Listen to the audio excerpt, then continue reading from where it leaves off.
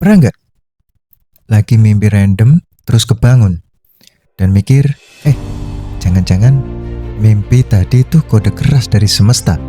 Tombol IA. Nah, bayangin kalau kamu mimpi basah, tapi mimpi basahmu bukan tentang mantan, bukan juga tentang sosok imajinasimu, tapi tentang banjir segede-gedenya, alias air level infinity. Itu yang dialami seorang bapak-bapak bernama Noah. Sebut saja Ariel Noah. Dan dari sinilah dimulai kisah film Noah, yang kalau kita nonton rasanya kayak campuran film bencana, drama keluarga, sama fantasi gokil. Tapi kita disclaimer dulu di sini ya.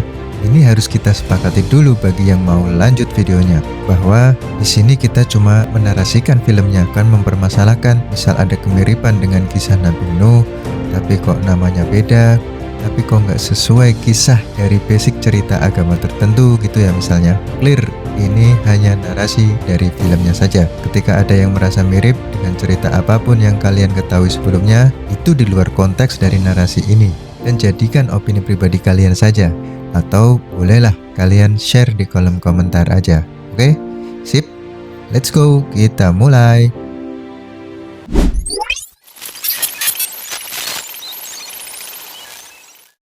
Sebelum masuk ke kisahnya, kita disuguhi dengan narasi awal, di mana semula semuanya kosong, sampai diciptakannya Adam dan Hawa di surga, dan peristiwa penting godaan penuntun dosa yang terlihat tangan yang sedang memetik buah. Mungkin kayak cerita mereka memetik buah kuldi, lalu menyebabkannya diusir dari surga dan disuruh tinggal di bumi. Mereka mempunyai 3 anak bernama Cain, Abel, dan Seth. Cain membunuh Abel dan melarikan diri ke timur, dan dilindungi malaikat penjaga yang diturunkan ke bumi, membantu Cain dan keturunannya membangun peradaban besar. Please jangan tanya ya, gimana caranya kabur sendirian tapi bisa punya keturunan gitu ya. Soalnya nggak diceritain di sini. Singkat kata, peradaban itu banyak merusak dunia karena mungkin masih pada awur-awuran, nggak ada aturan, nggak kenal agama kali ya. Orang di sini aja yang ada aturan dan pada kenal agama juga banyak yang awur-awuran kok, apalagi zaman dulu. Dari kerusakan yang terjadi konon cuma keturunan Sis lah yang bisa menghentikan atau melindungi apa yang tersisa di bumi. Dan hari ini diceritakan keturunan dari Sis sudah beranjak dewasa dan tongkat estafet kepemimpinan untuk melindungi bumi diteruskan kepadanya. Dari Adam ke Seth, dari Seth ke Enos, Enos ke Kenan, Kenan ke Mahalalel, Mahalalel ke Metusalah, Metusalah ke Lamek, dan Lamek ke Ariel Noah. Belum kelar ritual serah terimanya, mereka kedatangan preman-preman keturunan Cain. Lamek segera menyuruh Ariel bersembunyi. Mereka berniat mengambil alih wilayah itu karena disinyalir wilayah tersebut mengandung banyak kekayaan alam. Ayah Ariel pun berusaha melarang mereka merusak ciptaan Tuhan Sang Pencipta. Bos preman itu bernama Tubal Cain, sebut saja Igun, menjawab, "Di mana Tuhan saat kami di sana kelaparan?" sambil memukul Lamek sampai terjatuh. Dan akhirnya Ariel menyaksikan sendiri kematian ayahnya dibunuh sama Igun. Dan Igun pun mengambil sisik peninggalan dari keturunan Seth yang kayak sisik ular gitu. Ariel pun segera berlari menyelamatkan diri sebelum mereka menyadarinya, karena mereka pikir garis keturunan Seth telah terputus setelah mereka membunuh Lamek. Fast forward ke Ariel Noah dewasa. Dia mempunyai 3 orang anak. Sekarang udah berewokan, beranin Russell Crowe.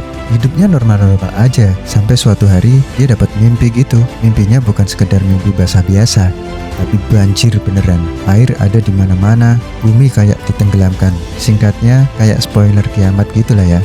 Ariel pun sadar, wah ini mah bukan mimpi random, ini wahyu limited edition dari Tuhan alias The Creator. Dalam kegalauannya, Ariel pun bercerita kepada istrinya, ya sebut saja Luna, tentang mimpi-mimpi yang datang berulang kali dalam tidurnya.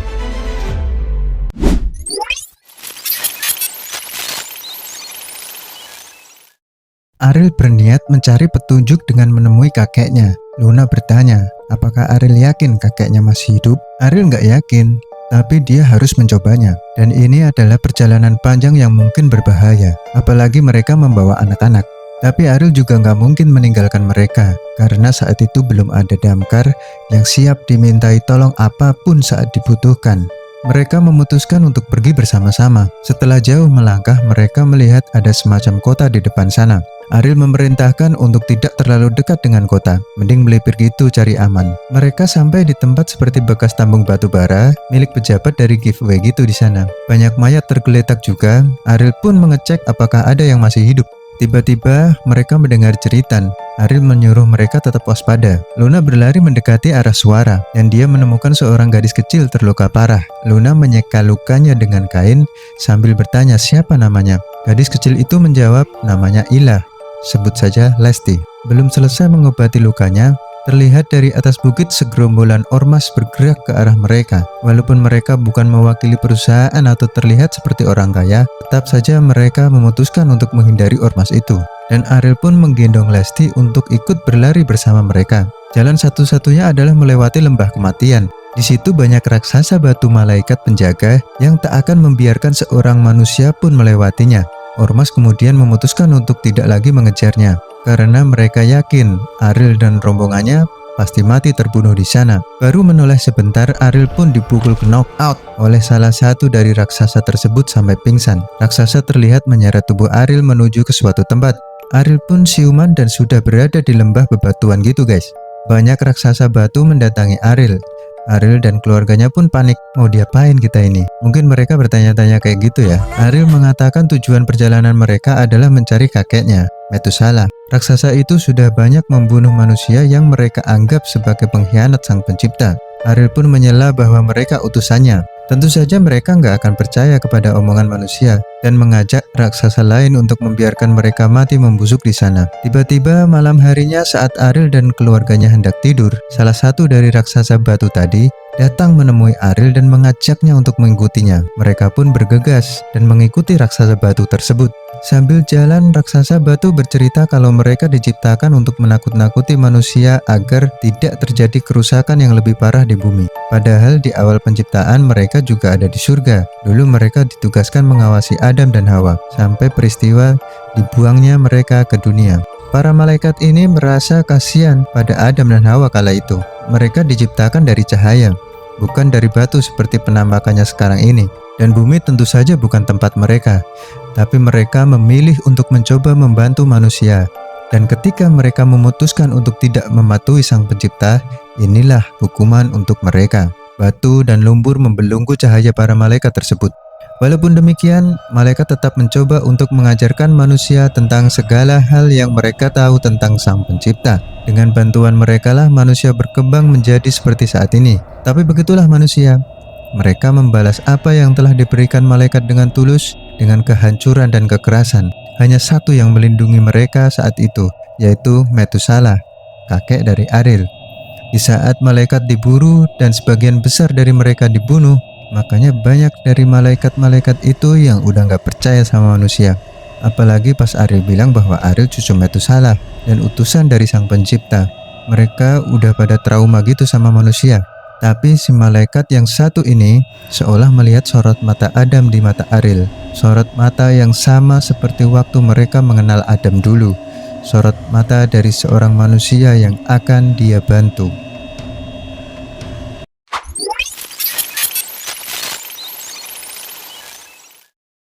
Tibalah mereka di perbatasan.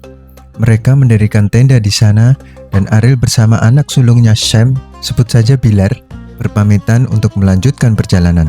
Sedangkan yang lain tetap tinggal di sana dan dalam pengawasan penuh malaikat penjaga. Setelah perjalanan panjang menaiki sebuah gunung, Ariel dan Bilar akhirnya bertemu kakeknya Methuselah, sebut saja Romy Raphael. Di sebuah gua, Ariel menyuruh Bilar memperkenalkan dirinya kepada buyutnya itu. Sambil sedikit bercerita ringan, kemudian Romy menempatkan jarinya di kening Bilar.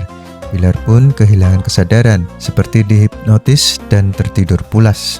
Romy kemudian mempersilahkan Ariel untuk duduk sambil menuangkan kopi lelet lasem dan memberikannya ke Ariel. Dia bercerita dia tahu tujuan Ariel datang, dan sebelum pergi dulu, ayahnya sempat bercerita jika manusia tetap bertingkah kacau dan umbrus kayak gini, memang ada rencana sang pencipta untuk memusnahkannya, atau setidaknya direset ke setelan pabrik gitulah ya. Ariel pun bertanya, apakah mimpinya itu nyata dan tidak bisa dihindari? Romy pun menjawab, Jika kau meyakini itu pesan dari Sang Pencipta, apakah yang kau lihat di sana ada petunjuk lain untuk menghindari itu? Ariel pun menjawab tidak. Tapi di sana terlihat seperti aku dikirim ke sini untuk menemuimu. Jika tidak bisa dihindari, kenapa aku harus dikirim ke sini menemuimu? Kata Ariel. Mungkin Sang Pencipta ingin kau mengunjungi kakeknya dan mengopi bareng untuk yang terakhir kalinya, jawab Romi. Romi pun meneruskan bertanya, apakah hanya kehancuran api itu yang kau lihat? Bukan api kakek, tapi air yang mematikan semuanya dan ada kehidupan yang baru. Aku tahu aku akan melakukan sesuatu,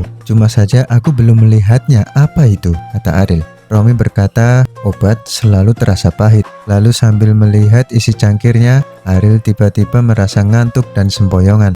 Setelah melihat sekitarnya, terlihat Romi sudah nggak ada. Lalu dia melihat dirinya tenggelam. Terlihat sebuah biji pohon dan binatang berenang ke atas, ke arah sebuah bahtera gede banget. Kemudian Ariel pun terjaga dari kantuknya dan melihat Romi sedang bercerita dengan Bilar cucunya.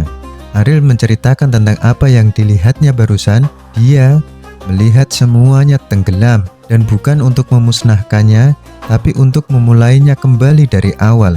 Lalu Romi memberikannya biji pohon dari surga yang nantinya mungkin bisa digunakannya dalam misi tersebut. Kemudian Ariel kembali ke keluarganya. Kakeknya memutuskan untuk tetap tinggal di sana. Ariel menceritakan semuanya kepada keluarganya. Mereka telah dipilih untuk melakukan sesuatu yang besar. Akan datang bencana dan menghancurkan semuanya. Tugas mereka adalah menyelamatkan yang tak berdosa, yaitu hewan.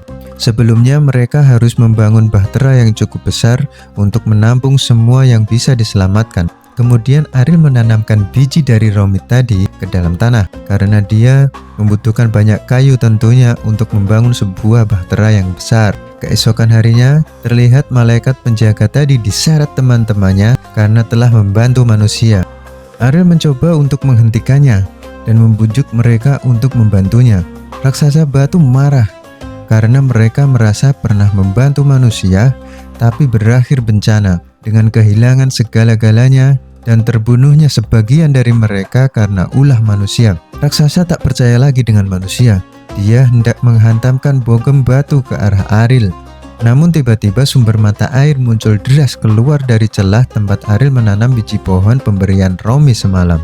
Air terus mengalir seperti mukjizat Tuhan yang hendak menciptakan kehidupan baru di lahan tandus itu. Air-air itu mengalir berpencar seperti akan membentuk sebuah aliran sungai. Kemudian diikuti tumbuhnya pohon-pohon di sekitarnya. Dengan sekejap mata, pohon-pohon yang tumbuh cepat dan lebat membentuk area tersebut seperti hutan, seolah-olah menyiapkan bahan baku bahtera untuk Ariel.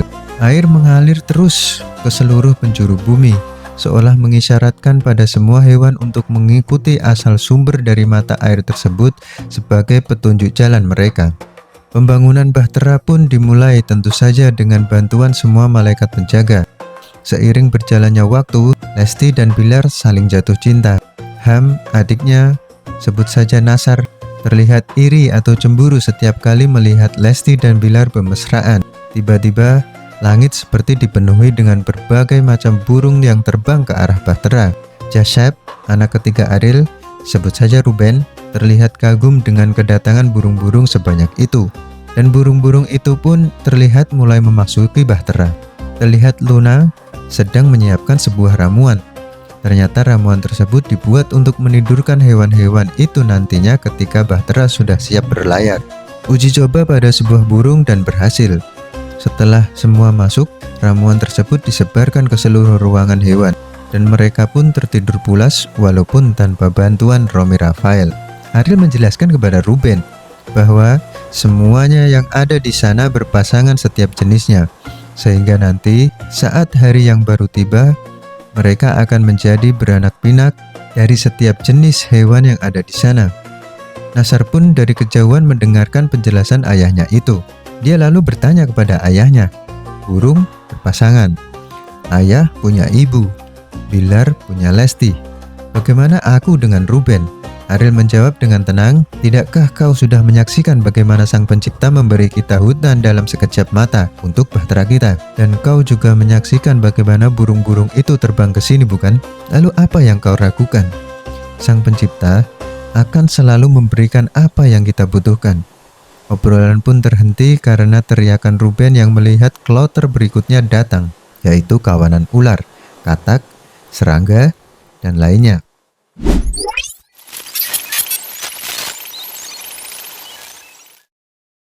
Suatu hari di hutan saat Nasar dan Ruben akan diserang seseorang yang tak dikenal, Igun datang dan langsung menggecroknya dengan kapak sampai menenggoy. Ruben lari ketakutan sambil memanggil ayahnya. Nasar yang terperangah tak bisa berkata apapun. Igun berkata kepada Nasar jangan takut. Setelah mengobrol, Igun sepertinya tahu bahwa Nasar adalah pemuda labil yang sedang merasa tidak mendapatkan apa yang diinginkannya. Lalu dia memberikan kapak bekasnya membunuh tadi pada Nasar dan mengajaknya pergi bersama seluruh pasukannya menuju Bahtera. Nasar segera diperintahkan ayahnya untuk mendekat dan meninggalkan kapak pemberian Igun. Igun kemudian bercerita bahwa dia yang gak pernah percaya mukjizat sampai melihatnya sendiri bagaimana burung-burung terbang ke situ. Maka dia harus melihatnya langsung apa yang terjadi di sana. Ketika Ariel menyatakan bahwa tak ada tempat bagi Igun, lalu Igun seperti mengulang kembali kalimat saat membunuh ayah Ariel dulu, dan Ariel tak segan untuk menyela dan melanjutkan kalimatnya persis seperti apa yang Igun katakan. Igun pun kaget. Dia bertanya apakah kita pernah bertemu sebelumnya. Barulah Ariel menyatakan dengan lantang bahwa dia adalah putra Lamekh. Dan Ariel menyuruh mereka pulang ke rumahnya. Igun bilang dia punya bala tentara sebanyak ini dan Ariel mau melawannya sendirian. Ariel pun menjawab bahwa dia enggak sendirian. Lalu bangkitlah mereka para malaikat penjaga melindunginya.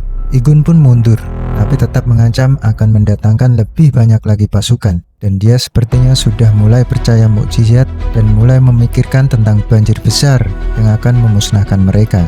Bahtera itulah yang menjadi tujuan Igun nantinya. Sementara itu, kloter penumpang berikutnya tiba. Kawanan gajah, kuda, dan lainnya mulai masuk dan membubuk di Bahtera. Lesti bertanya kepada Ariel, apakah dia harus kembali? Maksudnya mungkin dia berpikir bukan keluarga asli dari Ariel dan akan terjadi awal yang baru. Pilar membutuhkan wanita seutuhnya, sedangkan dia sudah nggak bisa hamil karena luka yang dideritanya waktu kecil dan diselamatkan mereka itu. Jadi apakah dia termasuk yang harus dimusnahkan atau tidak? Ariel pun menjawab tidak. Lalu dia menceritakan apa yang dilihat di mimpinya. Dengan penuh kesedihan dan kegalauan, Lesti sambil berurai air mata berkata kepada Ariel untuk pergi mencari wanita untuk Nasar dan Ruben, dan satu lagi untuk Pilar. Suatu malam, Ariel menyusup ke tempat perkemahan pasukan dan warganya Igun. Di sana terlihat mengerikan, saling berebut makanan, ada gadis yang ditukarkan dengan daging binatang untuk dimakan. Pokoknya chaos banget lah. Ariel pun balik ke Bahtera. Nasar memberhentikan langkah Ariel dan menanyakan kembali mana calon istri untuknya, dan terus menekan Ariel sampai Ariel pun kesal dan mendorong Nasar sampai berpental. Nasar yang kesal akhirnya pergi meninggalkan Bahtera, namun dikejar Lesti. Luna yang mencoba untuk menenangkan Ariel pun tak luput kena semprot. Ariel berkata mereka semua tak pantas diselamatkan, mereka semua juga pendosa. Ariel mulai berpikir akan menyelesaikan tugasnya membangun dan mempersiapkan Bahtera sampai banjir tiba, dan mereka pun akan ikut mati bersama yang lainnya. Cuma hewan-hewan yang selamat, sehingga manusia tak lagi ada di bumi, dan bumi akan aman tanpa manusia yang menghancurkannya. Luna pun kesal kenapa gak ada belas kasihan untuk mereka. Luna berpikir ada kebaikan dalam diri mereka. Ariel menjawab, masa belas kasihan sudah berlalu, masa penghukuman akan segera tiba. Luna pun pergi meninggalkan Ariel dan menemui Romy di gua. Luna pun curhat sama Romy tentang keadaan mereka sekarang. Lesti yang mandul, gak ada wanita untuk Nasar dan Ruben. Ariel yang meyakini Bahtera hanya untuk hewan dan mereka manusia akan ikut dimusnahkan. Adegan pun beralih ke Nasar yang masuk perkampungan orang Chen. Dia bertemu seorang gadis dan memberikannya makanan saat terperosok ke dalam lubang yang dipenuhi mayat. Mungkin maksud Nasar mau cari sendiri calon istrinya. Sebut saja Musdalifah. Mereka berkenalan dan Nasar berkata dia bisa membantunya keluar dari sana. Nasar berusaha membujuk Musdalifah untuk mau ikut dengannya. Lesti yang masih mencari Nasar malah bertemu Romy di hutan. Dia bilang lagi cari buah beri. lalu menyuruh Lesti untuk membantunya. Sambil mencari, Romi berkata 10 tahun Lesti sudah menjadi bagian dari keluarganya dan dia ingin memberikan berkahnya kepada Lesti. Dia ingin mempunyai cucu dari Lesti. Tangan Romi pun diarahkan ke perut Lesti. Kemudian Lesti seketika merasa aneh seperti mual. Terdengar suara Bilar yang memanggil karena disuruh Ariel untuk mencari dan membawa mereka pulang. Romi pun menyuruh Lesti segera pergi ke Bilar. Setelah bertemu, Lesti malah kayak orang kesurupan dan langsung mengajak Bilar bercocok tanam di hutan. Mungkin karena berkah yang diberikan Romi tadi, dan dia merasa mau mengetesnya langsung.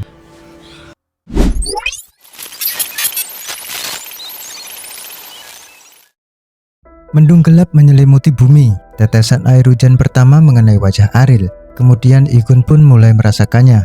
Berpidato sebentar lalu mengerahkan massa untuk berdemo ke Ariel, membunuh Ariel sekeluarga, dan merebut Bahtera agar mereka selamat dari bencana pemusnahan. Nasar pun segera membawa Musdalifah berlari menuju Bahtera. Di tengah perjalanan, Musdalifah malah kena jebakan hewan. Ariel datang dan menyuruh Nasar segera pergi dari sana. Nasar masih berusaha menyelamatkan calon istrinya, tapi karena pasukan Chen sudah dekat, Ariel pun menarik dan memaksa Nasar meninggalkannya. Nasar dengan penuh kekecewaan memutuskan untuk menyendiri di ruang binatang. Pertempuran pun terjadi. Malaikat penjaga sangat kewalahan melawan segitu banyaknya pasukan Igun. Satu persatu dari mereka pun kalah, kembali menjadi cahaya dan pulang ke surga.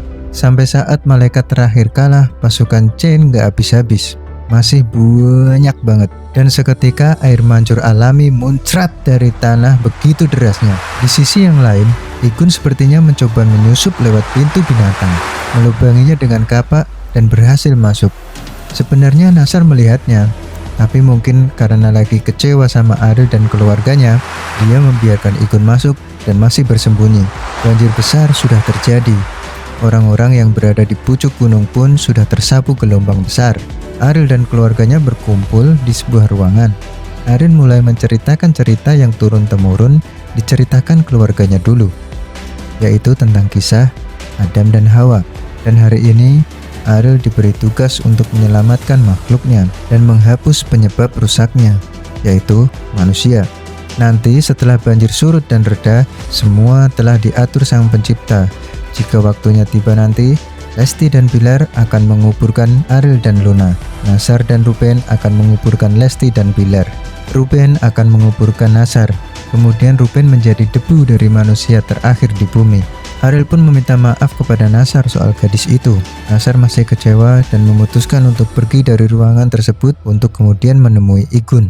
Lalu dia curhat ke Igun. Nasar yang tadinya cuma mau curhat doang nih, malah dibujuk untuk balas dendam sama Igun.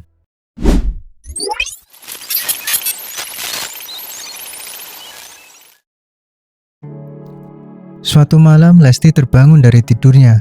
Dia bercerita kepada Luna tentang apa yang dirasakannya. Lalu Luna mengeceknya dengan tes pack tradisional dan hasilnya garis 2, positif hamil. Mereka pun bergegas menghadap dan meminta restu Ariel dan mengatakan bahwa Lesti mengandung cucunya. Ariel pun tak percaya karena setaunya Lesti mandul. Barulah Luna bercerita kalau dia pernah menemui Romi dan bercerita tentang keadaan mereka. Dan Lesti di-buff Romi dari mandul menjadi subur. Ya dapat blessing gitulah ya. Ariel pun marah besar, menganggap mereka mengacaukan rencana Sang Pencipta. Ariel yang marah besar meninggalkan mereka dan berlari keluar dan bertanya-tanya pada Sang Pencipta. Hati kecilnya menolak untuk membunuh bayi Lesti. Di sisi lain, ketaatannya mendorong dia untuk gak mau mengecewakan Sang Pencipta. Hujan dan badai pun reda. Langit kembali cerah. Ariel bilang kalau bayinya laki-laki, dia akan menggantikan posisi Ruben untuk menjadi manusia terakhir di bumi.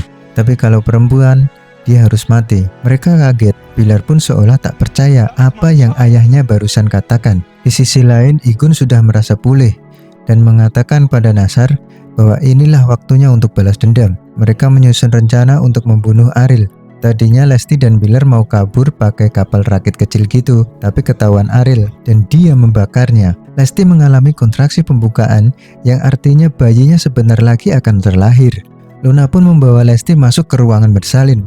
Nasar memberitahu ayahnya bahwa hewan buas terbangun dan memakan hewan lain. Lalu Nasar menyuruh Ariel mengikutinya dan rencananya sedang berjalan. Igun mengayunkan kapaknya, tapi masih bisa ditangkis oleh Ariel. Perkelahian pun tak terelakkan. Di ruang bersalin, Lesti berhasil melahirkan bayinya, tapi ternyata ada lagi. Artinya dia akan melahirkan bayi kembar, dan bayi kembarnya perempuan.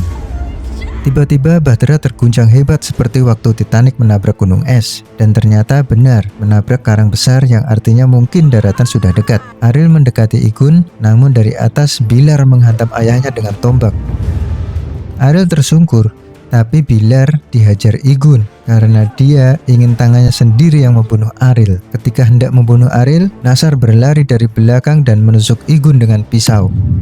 Dan Igun pun meninggoy. Tapi Ariel bergegas menuju ruang bersalin, mengecek cucunya laki-laki atau perempuan, yang nantinya akan menentukan nasib bayi tersebut demi tugas yang diamanahkan Sang Pencipta padanya. Lesti sudah tak ada di ruangan bersalin, ternyata dia sudah berada di atas. Ariel segera menghampirinya. Lesti dengan penuh kesedihan memohon kepada Ariel untuk tidak membunuh anak-anaknya.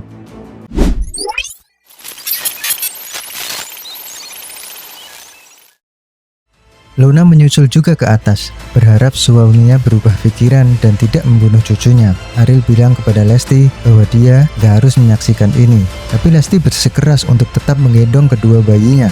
Ariel pun sudah bersiap-siap, dia angkat pisaunya dan siap menikam bayi itu. Tapi melihat bayi-bayi tak berdosa itu, Ariel gak tahan, dia gak bisa melakukan ini.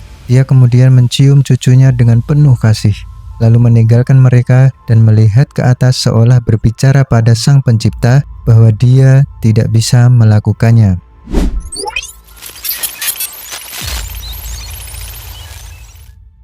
Air banjir pun surut.